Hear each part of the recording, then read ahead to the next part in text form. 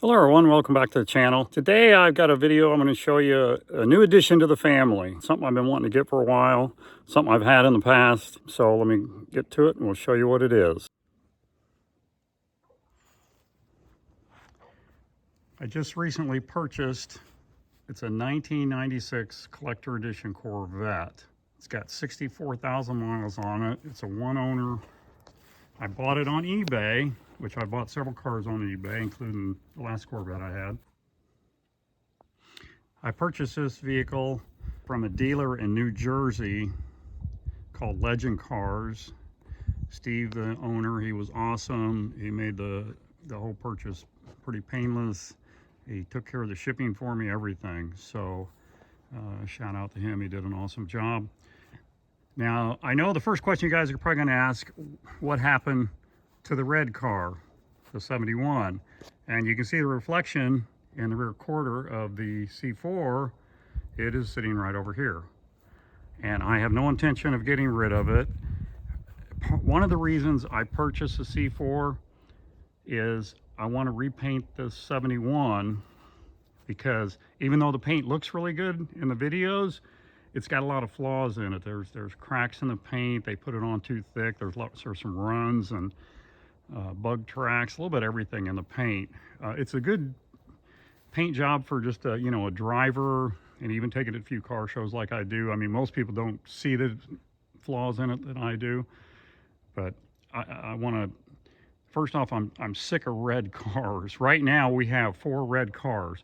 I have my 1996 Jeep Cherokee. It's red. The 71 Corvette is red. My 2016 Chevy Silverado is red. And Diane's 2006 Chevy Cobalt is red. So I'm kind of burnt out on red. Plus, I really like the Elkhart green. So I'm going to paint this car Elkhart green, and I'm going to change the interior from black to it's medium saddle. It just looks really good with the green, I think. So that's what the plans are with that car. And that was one of the reasons why I bought this car. Plus the fact this makes the 6th C4 I've owned. And I really like the C4s. I'm very comfortable with them. I've done a lot of work on them. So I just like the cars. I think they're underrated for the joy they are to drive. And that if you're looking for a reasonably priced Corvette that you can travel across country in fairly comfortably, the C4 is your car to look at. The C3, I love my C3, and I think it rides great. I wouldn't be afraid to take it cross country. But Diane, she's not quite as comfortable in the car as I am, and so that was another reason why I got this. I'd like to start traveling a little bit, especially when she retires, and this would be a perfect car for that for us. So I want to show you a little bit about the car. This is a collector edition, and all the collector editions were painted Sebring silver, the silver on the outside. There was, I know, at least 3 different interior colors, maybe 4. There was black, gray, and red. I can't imagine a red interior on a silver car, but I guess it was really popular back then. Now this has the LT1 in it because to get the LT4 you had to get the 6-speed, and Diane can't drive a stick, so I wanted to get something with an automatic, so if we are traveling she can help drive, and if she needs to take the car somewhere she can. I don't have to worry about it. But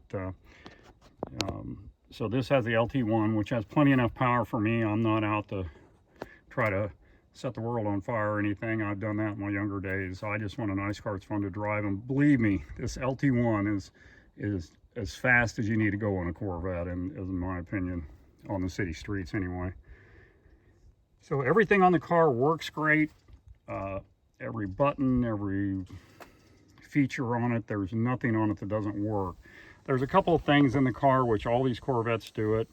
I'll show you here on the interior. I don't know if I can get in here and hold the camera.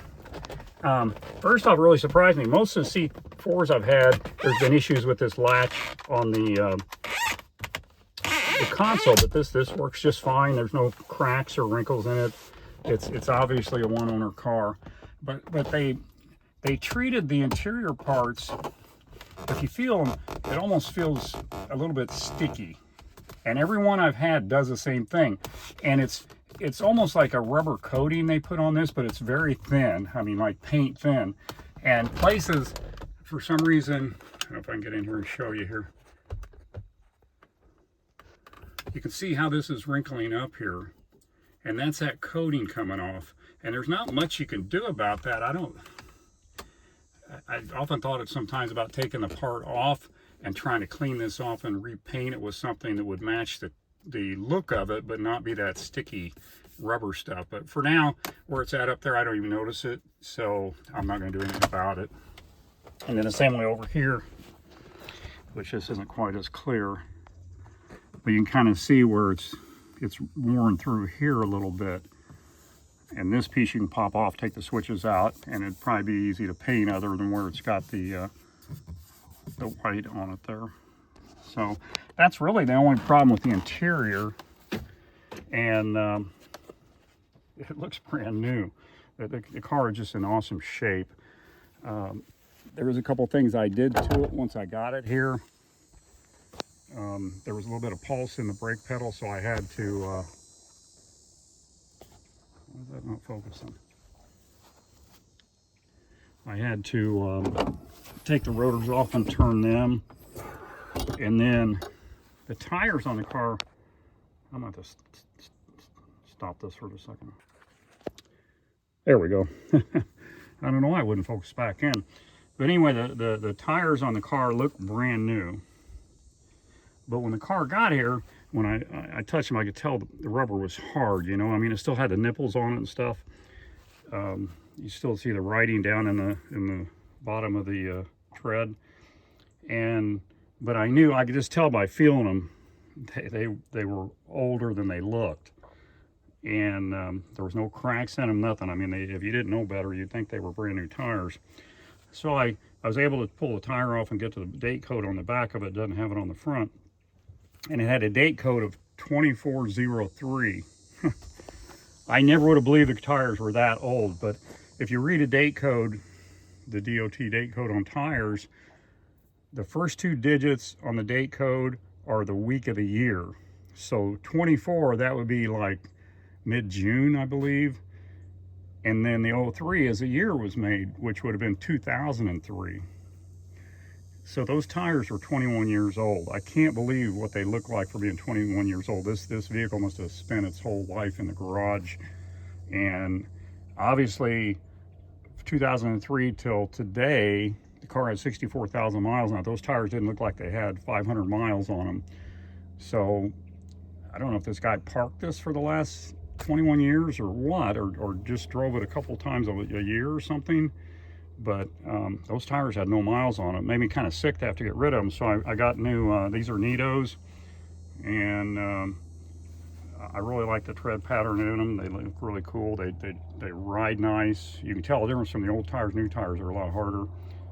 And I went in and put new Bilstein shocks on it, just to be, because I figured after this long the shocks are probably shot. When I took the old shocks off, they weren't bad. I mean, you could tell just a little bit of difference between these and the new shocks, but not enough. If I hadn't already had them, I wouldn't have replaced them. But I already had them, so I thought, well, I'll go ahead and put them on, and I got a set I can give somebody if they need some shocks. I wouldn't be afraid to put them on my car compared to what a normal Warren shock feels and what these feel like. It's like night and day. So anyway, this is the LT1. Kind of checked it over really good. All the hoses and everything appear to be really good on this car. Got an almost new battery in the car. The paint is really good on this car. It's got a couple little chips that you can kind of see. I don't know if this will show up in the video or not.